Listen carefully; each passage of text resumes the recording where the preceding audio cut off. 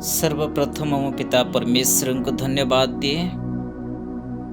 प्रभु जीशु ख्रीष्ट ईश्वर प्रेम द्वारा मोरी आंतरिक भावे नमस्कार आ शुभेच्छा जनाए।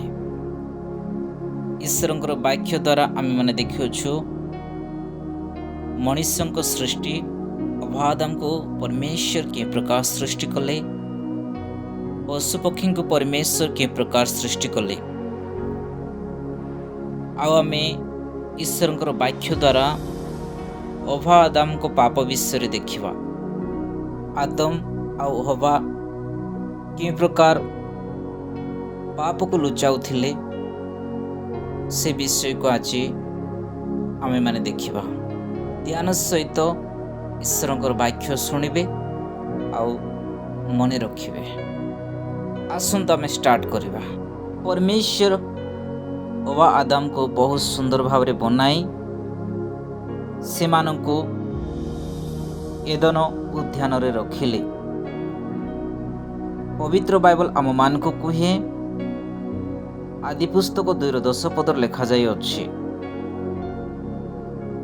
पुरुष स्त्री को से माननको सृष्टि कले। परमेश्वर आदम को गोटे आज्ञा देले। आदि पुस्तक 2:16-17 पदर लिखा जाय अछि, सदाप्रभु परमेश्वर से ही मनुष्य को आज्ञा दी कहले, तुमे उद्यानर समस्त वृक्षर फल सुचंदन रे भोजन करिपार, मात्र सत सत ज्ञानदायक वृक्षर फल भोजन करिब नाही, जेहेतु जो दिन ता खाइब से दिन नितांत मरिब। परमेश्वर ए आज्ञा आदम को कहिथिले। आदम मध्य अभा को जणाइथिले। परमेश्वर आदम और अभा जो माननको ईश्वर तैयारी कले, से माने एदन उद्यान रे रहिले। आदम रो कार्य बगीचारे कृषि कर्म करिबा एवं तार रक्षणाक्षेपण करिबार थिला। आदि पुस्तक 2:15 लिखा जाय अछि। ईश्वर आदम को कहिले जे बगीचार गोटे गछ भल मंद ज्ञानदायक वृक्ष छाड़ी समस्त गचर फल खाइबा स्वाधीनता अछि। बगीचार मध्यस्थान रे जीवन वृक्ष निकट रे थिला। प्रभु परमेश्वर कहिले आदम को सत सत ज्ञानदायक वृक्ष रो फल भोजन करिबो नाही, जेउ दिन था खाइबो सेई दिन तो नितांत मरिबो। परमेश्वर आदम को जणाइथिले। आदम को सतर्क करि दिया जाइथिला, सेई फल न खाइबा निमंते। जदि सेई भल मंद ज्ञानदायक वृक्षर फल खाइब से निश्चित मरिब। परमेश्वर ताको जणाइथिले। ईश्वरंकर वाक्य को आमे अबाध्य करी निज इच्छारे आमे माने चलिबा। ईश्वरंक वाक्य अबाध्य हेबार दंड तार शरीर और आत्मा उभय को प्रभावित हेब। आमे जेतेबेले भूल करू आउ परमेश्वर को निकट आमे क्षमा न मांगो, आमे सही भूल रास्ता रे आमे माने जड़ित हो रहिबो, ताहेले आमे माने शरीर आत्मा रे ता प्रभावित हेबो। ईश्वर को ठारू आमान को सही भूल अलगा कर देबो। शैतान सर्प भितरे बास करथिला। नारी द्वारा पुरुष पाखक से पहुंच पारिथिला। से हवा को ଅଟକାଇବାକୁ ସମର୍ଥ ହେଲା। ଆମମାନଙ୍କୁ ପାଉଲ ମଧ୍ୟ କୁହେ, 2 କରନ୍ଥୀୟ 11:3 ଲେଖାଯାଇଅଛି, କିନ୍ତୁ ସର୍ପ ଆପଣା ଦ୍ରୁତତାରେ ଅବାଙ୍କୁ ଯେପରି ବୁଲାଇଲା, ସେହିପରି କାଳେ ତୁମମାନଙ୍କ ମନ ଖ୍ରୀଷ୍ଟଙ୍କ ପ୍ରତି ସରଳତା ଓ ପବିତ୍ରତାଙ୍କୁ ଭ୍ରଷ୍ଟ ହୁଏ, ମୋର ଏହି ଭୟ ହେଉଅଛି। କିଏ କହୁଛନ୍ତି? ପାଉଲ କହୁଛନ୍ତି। ଅବାଙ୍କୁ ଯେ ପ୍ରକାର ଶୈତାନ ବୁଲାଇଲା, ଆମମାନଙ୍କୁ ମଧ୍ୟ ଆମର ମନକୁ ସେ ଭଟକାଇବା ପାଇଁ ଚେଷ୍ଟା କରିବ। ଆମମାନେ ଜାଗ୍ରତ ହୋଇ ରହିବାକୁ ପଡ଼ିବ।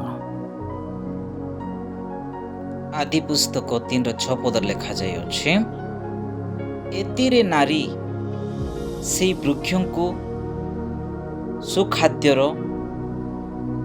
ଉତ୍ପାଦକ ଓ ନୟନର ଲୋଭଜନକ ଓ ଜ୍ଞାନ ଦେବା ନିର୍ମିତ ବାଞ୍ଛନୀୟ ଦେଖି ତହିଁରୁ ଫଳ ତୋଳି ଖାଇଲେ, ପୁଣି ଆପଣା ସମସ୍ତ ସ୍ୱାମୀଙ୍କୁ ଦିଅନ୍ତେ ସେ ମଧ୍ୟ ଖାଇଲା।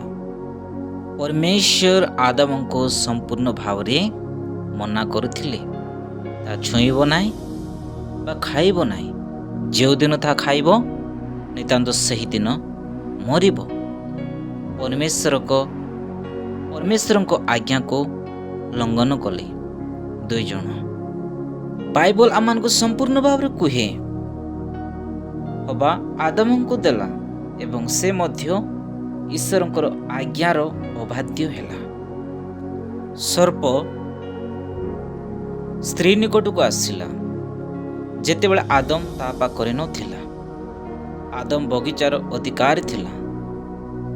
ଈଶ୍ୱର ଯାହା ଆଜ୍ଞା କରିଥିଲେ, ଶୈତାନ ଠିକ୍ ତା ବିପରୀତ ପ୍ରଶ୍ନ ଦ୍ୱାରା କଥାବାର୍ତ୍ତା ଆରମ୍ଭ କଲା ହବାଙ୍କ ସହିତ। ସର୍ପ ପଚାରିଲା ହବାଙ୍କୁ, ଈଶ୍ୱର ବଗିଚାର ସମସ୍ତ ବୃକ୍ଷର ଫଳ ଖାଇବାକୁ ମନା କରିଛନ୍ତି କି? 3:1 ଆମେ ଦେଖୁଅଛୁ। ଉପରିଆ ଭାବରେ ଦେଖିଲେ ଏହା ଏକ ଅଯଥା ପ୍ରଶ୍ନ ଅଟେ, କାରଣ ବଗିଚା ଭିତରେ ଫଳ ଖାଇ ନ ପାରିଲେ ସେମାନଙ୍କୁ ଖାଦ୍ୟ ନିମନ୍ତେ ବଗିଚା ଛାଡ଼ି ଯିବାକୁ ପଡ଼ିବ। ପ୍ରଶ୍ନଟି କିନ୍ତୁ ଈଶ୍ୱରଙ୍କ କ୍ଷମତା ବିଷୟରେ ଏକ ଚତୁରତା ପ୍ରଶ୍ନ ଆକ୍ରମଣ ଅଟେ।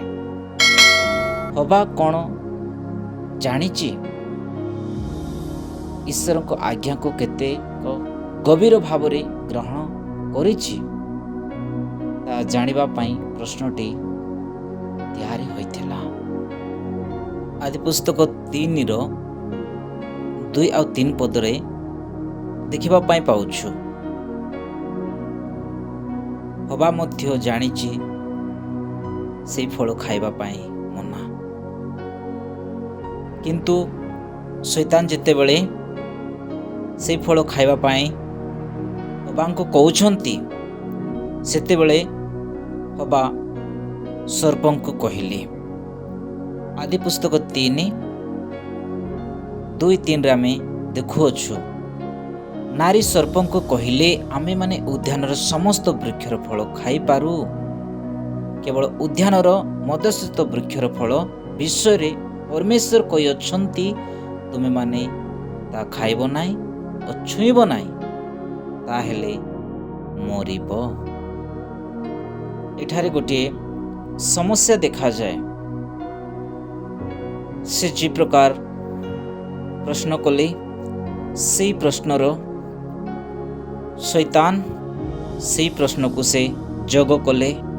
ଶୈତାନ ସେଇ ଯୋଗ ବିଷୟକୁ ଧରିଲା ଏବଂ ସିଧାସଳଖ ଈଶ୍ୱରଙ୍କ ଶାସ୍ତିକୁ, ତାର ଉଦ୍ଦେଶ୍ୟକୁ ଆହ୍ୱାନ ଜଣାଇଲା। 4 ଲେଖାଯାଇଛି, ସର୍ପ ନାରୀଙ୍କୁ କହିଲା, ତୁମେମାନେ ଯେକୌଣସି ରୂପରେ ମରିବ ନାହିଁ। ଦେଖ ଶୈତାନ କେଉଁ ପ୍ରକାର ତାକୁ ପ୍ରଶ୍ନ କରୁଛନ୍ତି, କେଉଁ ପ୍ରକାର ଆନ୍ସର ଦେଉଛନ୍ତି। 5 ଲେଖାଯାଇଅଛି, ବରଞ୍ଚ ପରମେଶ୍ୱର ଜାଣନ୍ତି ତୁମେମାନେ ଯେଉଁଦିନ ତାହା ଖାଇବ, ସେଇଦିନ ତୁମମାନଙ୍କ ଚକ୍ଷୁ ପ୍ରସନ୍ନ ହେବ। ତହିଁରେ ତୁମେମାନେ ପରମେଶ୍ୱରଙ୍କ ପରି ଭଲ ଓ ମନ୍ଦ ଜ୍ଞାନ ପାଇପାରିବ। ଦେଖ, ଶୈତାନ କେତେ ଚାଲାକ। ଭଲ ଓ ମନ୍ଦର ଜ୍ଞାନ ଯାହା ଜାଣିବା ଲାଭଜନକ ଅଟେ,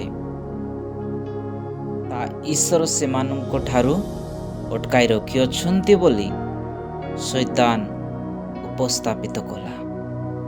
6ରେ ଲେଖାଯାଇଅଛି, ଏଥିରେ ନାରୀ ସେହି ବୃକ୍ଷଙ୍କୁ ସୁଖାଦ୍ୟର ଉତ୍ପାଦକ ଓ ନୟନର ଲାଭଜନକ ଓ ଜ୍ଞାନ ଦେବା ନିର୍ମିତ ବାଞ୍ଛନୀୟ ଦେଖି ତହିଁରୁ ଫଳ ତୋଳି ଖାଇଲେ, ପୁଣି ଆପଣା ସଙ୍ଗସ୍ଥ ସ୍ୱାମୀଙ୍କୁ ଦିଅନ୍ତି, ସେ ମଧ୍ୟ ଖାଇଲେ।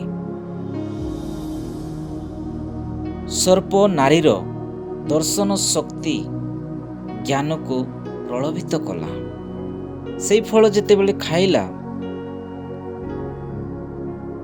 ସାଙ୍ଗେ ସାଙ୍ଗେ ସେ ବିଶ୍ୱାସରେ ଚାଲିବାକୁ ବନ୍ଦ କରିଦେଲା। ଈଶ୍ୱରଙ୍କ ଠାରେ ବିଶ୍ୱାସ କରିବାକୁ ସେ ବନ୍ଦ କରିଦେଲା। ନିଜ ଉପରେ ବିଶ୍ୱାସ ସ୍ଥାପନ କଲା। ଶୈତାନ ତାଙ୍କୁ କହିଲା ଯେ ତୁମେ ଈଶ୍ୱରଙ୍କ ପରି ସମାନ ଜ୍ଞାନୀ ହୋଇଯିବ। ଯଦି ସେ ଈଶ୍ୱରଙ୍କ ସଙ୍ଗେ ସମାନ ଜ୍ଞାନୀ ହୋଇଯାଏ, ତେବେ ତାଙ୍କୁ ତାଙ୍କ ଉପରେ ଆଜୀବନ ନିର୍ଭରଶୀଳ ହେବାକୁ ପଡ଼ିବ ନାହିଁ। ତେଣୁ ସେ ନିଜର ନିୟମ ନିଜେ ବନାଇ ପାରିବ।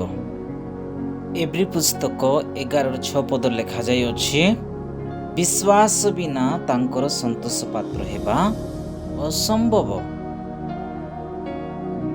ଆମେ ପରମେଶ୍ୱରଙ୍କୁ ବିଶ୍ୱାସ କରିବାକୁ ପଡ଼ିବ।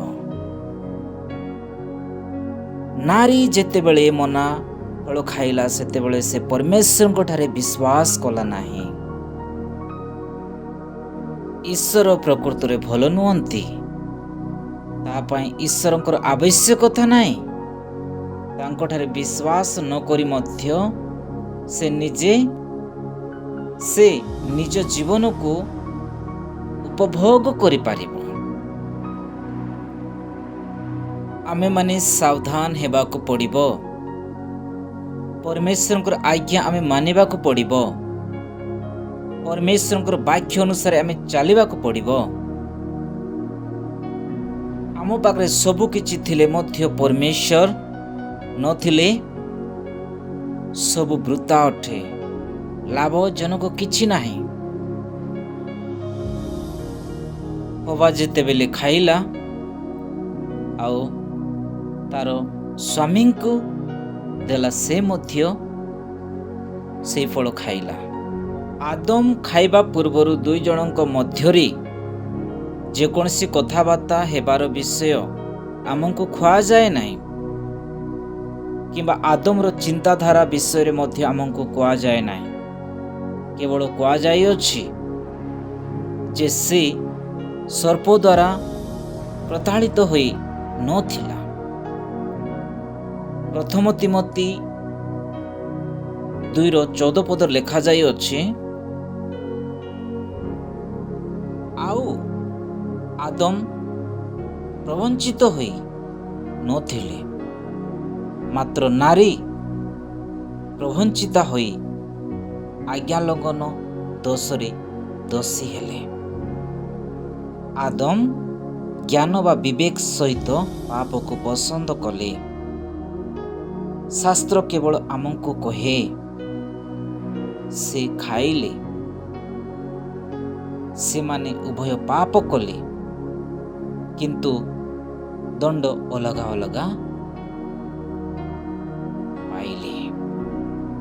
ଆଦମ ଏବଂ ନାରୀ ସତ୍କଣାତ୍ ଅନୁଭବ କଲେ ଯେ ସେମାନେ ଈଶ୍ୱରଙ୍କ ଆଜ୍ଞାର ଅବାଧ୍ୟ ହୋଇଅଛନ୍ତି।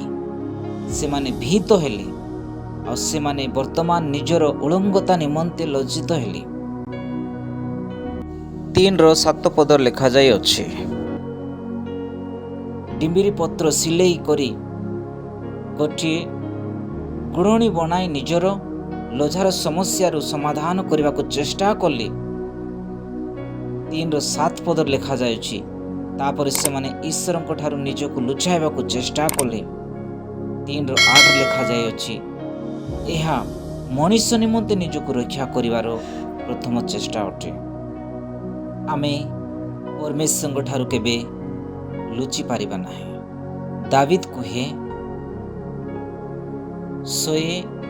139:1-7 ପର୍ଯ୍ୟନ୍ତ ସେ ସ୍ଥାନ ଲେଖାଯାଇଅଛି। ଦାବିଦ ଏ ସ୍ଥାନରେ କ'ଣ କହୁଛନ୍ତି? ଏ ସଦା ପ୍ରଭୁ ତୁମେ ମୋର ଅନୁସନ୍ଧାନ କରୁଛ, ମୋର ପରିଚୟ ନେଇଛ। ପରମେଶ୍ୱର ସେ ସବୁ ଜାଣୁଛନ୍ତି। ତୁମେ ମୋର ବସିବାର ଉଠିବାର ଜାଣୁଅଛ। ତୁମେ ଦୂରରୁ ମୋର ସଂକଳ୍ପ ବୁଝୁଅଛ। ତୁମେ ମୋର ଗଗନ ଅଶୟନ ଅନୁସନ୍ଧାନ କରୁଅଛ, ଆଉ ମୋର ସକଳ ଗତି ଜାଣୁଅଛ। କାରଣ ହେ ସଦା ପ୍ରଭୁ ଦେଖ, ଯାହା ତୁମର ସମ୍ପୂର୍ଣ୍ଣ ଗୋଚର ନୁହେଁ, ଏହିପରି ଗୋଟିଏ କଥା ମୋ ଜିଆରେ ନାହିଁ। ତୁମେ ମୋତେ ପଛରେ ଆଗରେ ଘେରିଅଛ ଓ ମୋ ଉପରେ ଆପଣ ହସ୍ତ ରଖିଅଛ। ଏହି ପ୍ରକାର ଜ୍ଞାନ ମୋ ପ୍ରତି ଅତି ଆଶ୍ଚର୍ଯ୍ୟ, ତାହା ଉଚ୍ଚ, ମୋ ବୋଧର ଅଗମ୍ୟ। ତୁମ ଆତ୍ମାଠାରୁ ମୁଁ କେଉଁଟାକୁ ଯିବି, ଅବା ତୁମ ସାକ୍ଷାତରୁ ମୁଁ କେଉଁଟାକୁ ପଳାଇବି? ଆମେ ପରମେଶ୍ୱରଙ୍କ ଠାରୁ କେଉଁଠାରେ ମଧ୍ୟ ଆମେ ଲୁଚି ପାରିବା ନାହିଁ। ପରମେଶ୍ୱର ସେ ଦେଖୁଅଛନ୍ତି, ସେ ଜାଣୁଅଛନ୍ତି। ଆଜି ଆମମାନଙ୍କ ଜୀବନରେ ମଧ୍ୟ କୌଣସି ବ୍ୟକ୍ତିଗତ ପାପ ଅଛି ନା କୌଣସି ଭୁଲ ରାସ୍ତାରେ ଆମେମାନେ ଯାଉଅଛୁ, ତାହେଲେ ଆମେ ନିଜେ ସୁଧାରି ଯିବାକୁ ପଡ଼ିବ। ଆମେ ନିଜେ ସୁଧାରିବା ନାହିଁ, ଆମେମାନେ ସମସ୍ୟାରେ ପଡ଼ିବା। ପରମେଶ୍ୱରଙ୍କୁ ଜଣାଅ। ଆମେ ପରମେଶ୍ୱରଙ୍କୁ ଜଣାଇବା ନାହିଁ, ତାହେଲେ ଆମେମାନେ ବାହାର ହେଇପାରିବା ନାହିଁ। ଆମେ ବାହାର ହେଇପାରିବା ନାହିଁ, ଆମକୁ କିଏ ବାହାର ମଧ୍ୟ କରିପାରିବେ ନାହିଁ। ବାହାର କରିବା ନିମନ୍ତେ ସେ ପରମେଶ୍ୱର ଅଟନ୍ତି। ସେ ହିଁ ଆମମାନଙ୍କୁ ପ୍ରତ୍ୟେକ ବିଷୟ ଠାରୁ, ପ୍ରତ୍ୟେକ ପାପ ଠାରୁ ସେ ଆମମାନଙ୍କୁ ସେ ବାହାର କରିବେ। ତାଙ୍କୁ ଜଣାଅ, ପରମେଶ୍ୱରଙ୍କ ସହିତ କଥା ହୁଅ। ଯେଉଁ ଭୁଲ ଅଛି, ଯେଉଁ ପାପ ଅଛି, ତା ପରମେଶ୍ୱର ପରିଷ୍କାର କରିବେ ଆଉ ଉଦ୍ଧାର ରାସ୍ତା ସେ ଦେଖାଇବେ। ଆମେ କୌଣସି ବିଷୟରେ ଭୟ କରିବା ନାହିଁ। ପରମେଶ୍ୱର ଆମମାନଙ୍କ ସହିତ ଅଛନ୍ତି। ପ୍ରକାଶିତ ବାକ୍ୟ 3:19 ପଦରେ ଲେଖାଯାଇଅଛି, ଆମ୍ଭେ ଯେତେ ଲୋକଙ୍କୁ ଭଲ ପାଉ, ସେମାନଙ୍କୁ ଅନୁଯୋଗ ଶାସନ କରିଥାଉ। ଅତଏବ ଉଦ୍ଯୋଗୀ ହେଇ ମନ ପରିବର୍ତ୍ତନ କର। ପ୍ରଭୁ ଆମ ସହିତ ଅଛନ୍ତି। ଆମକୁ ସେ ଗାଇଡ଼ କରୁଅଛନ୍ତି, ଆମକୁ ସେ ଚଲାଉଅଛନ୍ତି। ଆମରି ସହବର୍ତ୍ତୀ ସେ ଅଛନ୍ତି ଆଉ ସଦାସର୍ବଦା ରହିବେ। ଏ ବାକ୍ୟ ଦ୍ୱାରା ପ୍ରଭୁ ଆଶୀର୍ବାଦ କରନ୍ତୁ, ଅନୁଗ୍ରହ କରନ୍ତୁ। ଗଡ୍ ବ୍ଲେସ୍ ୟୁ।